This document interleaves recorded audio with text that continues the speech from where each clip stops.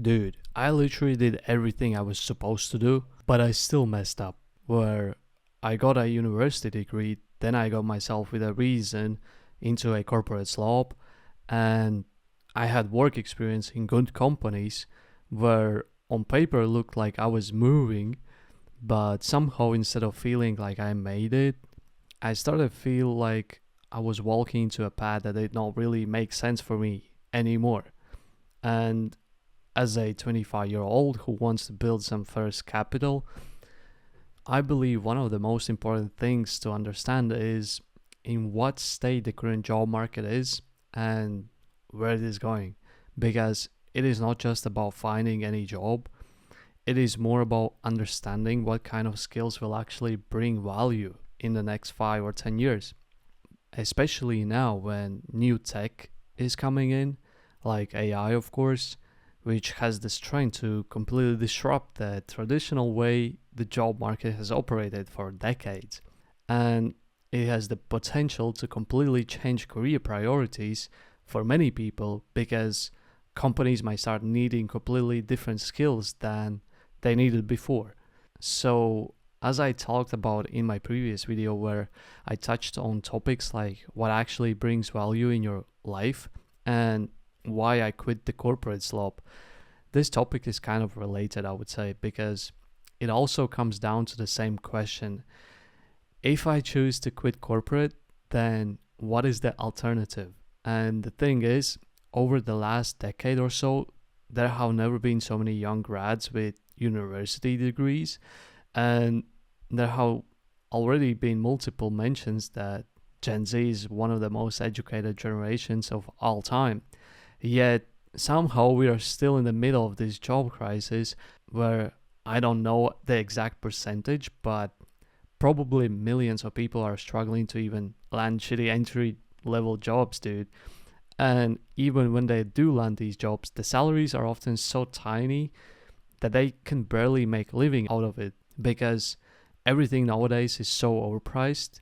And so we are either forced to still live with our parents after graduation or live with roommates just to afford basic life. And that is not really the independent or imagined life that we expect after getting a university degree, right? Because the promise was always this: go to school, get good grades, then go to university, get a degree, land a job in corporate slope, move out, build a stable life, and everything will work out by itself. Just relax, dude, you'll be fine.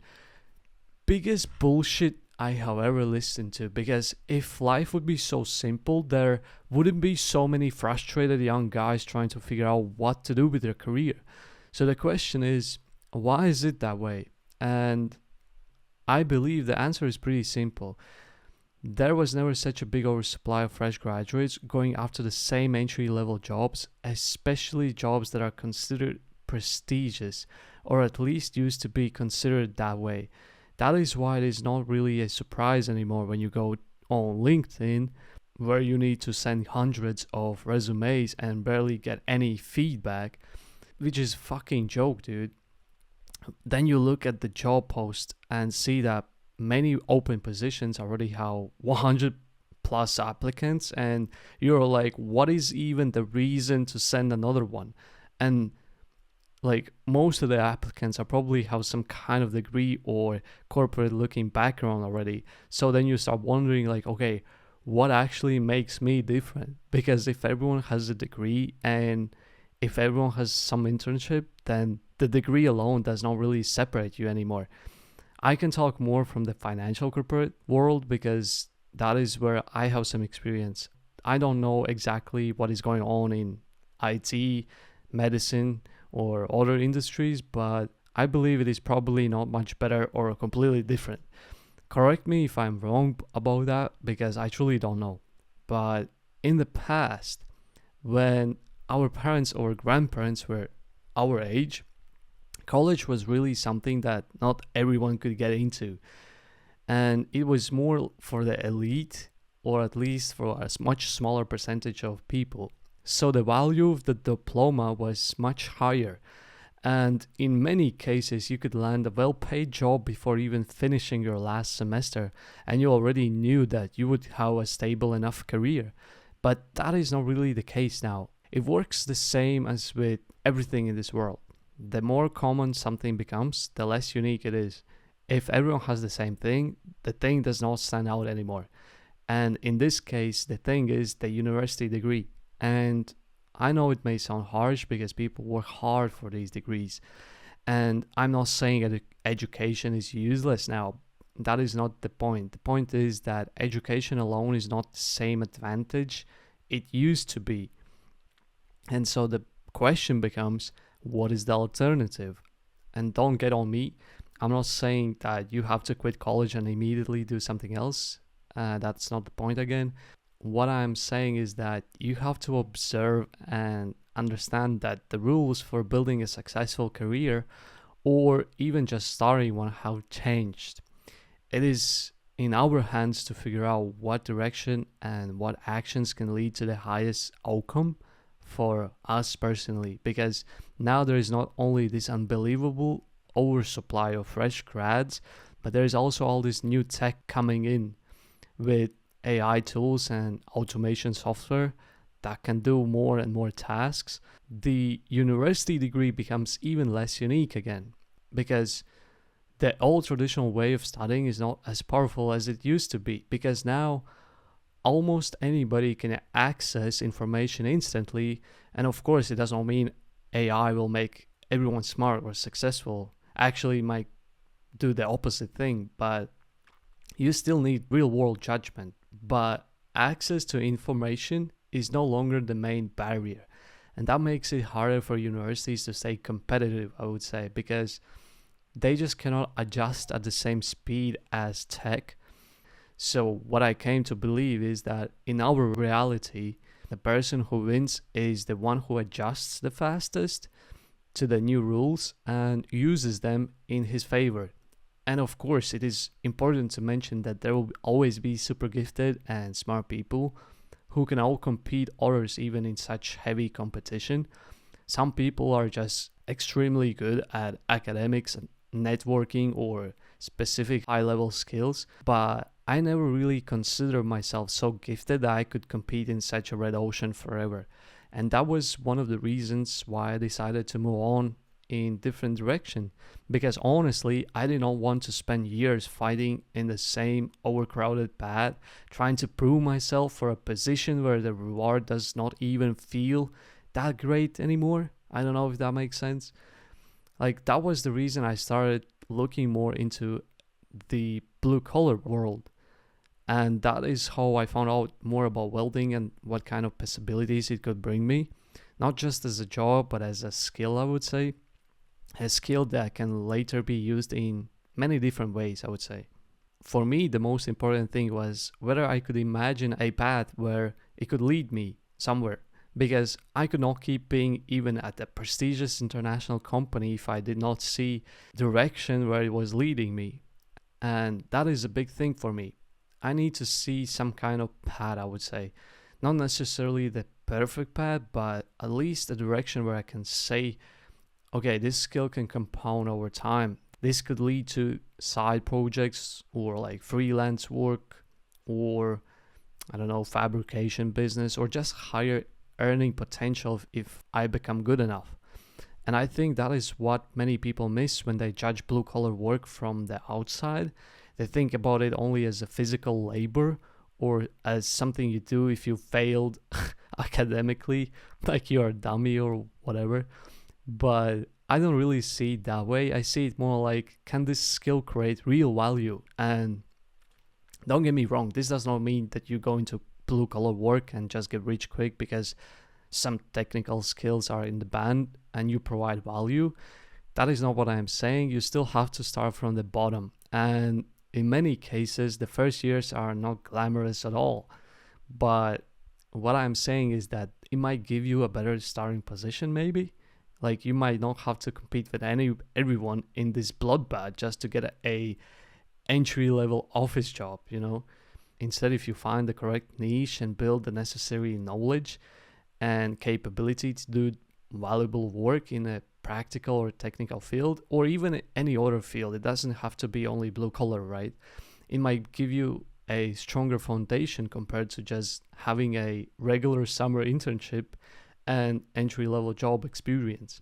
And especially if you combine it with modern tools, because I think the future will not simply be office work versus blue collar work or any other work.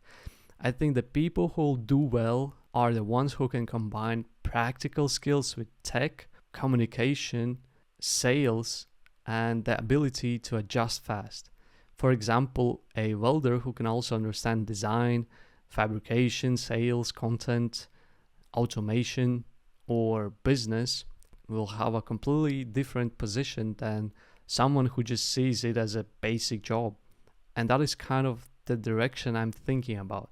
Not just choosing a job, but choosing a skill stack. But at the same time, this is kind of a double-edged sword, because having multiple skills but not being good enough at any of them can really backfire on you. You can become this person who knows a little bit about everything but is not valuable enough in anything specific. But on the other side, being really good at only one thing can also limit your potential, because if that one thing suddenly loses value or the market changes, then you can find yourself completely lost, right? So the way I see it is, at least for myself, is that I want to put myself into different fields, but stay long enough to actually learn the main concepts and become useful there. Not just jump around every 2 months because I am bored, but also not stay too long in something where I already feel like I'm not learning anything new, or where I don't see how it can compound into something bigger, right? And that is kind of where the main story continues. This is also where my own story becomes a bit more confusing recently, because originally my plan was actually pretty simple. Like, I wanted to go into blue collar work, especially welding, and go on work trips and keep my expenses low as possible and saving aggressive so I can build my first capital and then use that money to invest or maybe build something on my own later. That was literally the plan in my head. And I still think the logic was not bad. But if you are young and you can earn decent money while keeping your expenses low, that can be a very powerful way to build your first base, because first capital matters a lot. It gives you the options that you need. But as always, life does not really move in a straight line, right? And while going deeper into welding, I also got a opportunity to try myself in sales, where the offer came to me rather than I was actively looking for something else while in welding. And at first that kind of messed with my head, because I was like, bro, am I changing directions again? Like, I didn't plan this. But after thinking about it over, I don't really see it that way anymore, because I'm not really changing directions and I'm not leaving welding either. I see it more like adding another layer for myself, because welding is the technical skill I have now, but sales is the business skill, although I didn't expect to take it right now. But anyways, if one day I want to build something around any kind of business, then knowing only how to make something is probably not enough. You also need to understand how to sell it, and you need to understand why one company makes money and another company barely survives, right? And that is something I probably would not learn only by being under the hood all day. So for me, trying sales right now is not really about leaving technical field I already choose. It is more about learning the business side of real products. And I think that can actually connect with welding later instead of replacing it, because if you can make something and also sell it, that is already a completely different level, right? If you can understand the technical side and also the client side, you're not just another employee. You become someone who can connect two worlds, I would say. And maybe that is where the real value is. At least that's how I think right now. I don't know. And yeah, my path did not go exactly like how I imagined it, for sure. Like, I'm in a big confusion myself right now, I'm not gonna lie.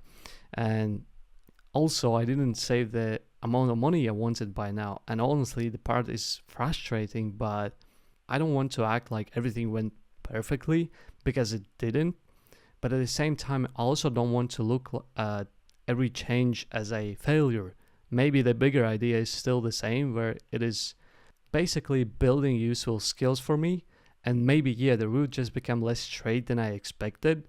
But at the end of the day, the goal is not to look prestigious on LinkedIn and talk to finance bros about how successful I am in my corporate.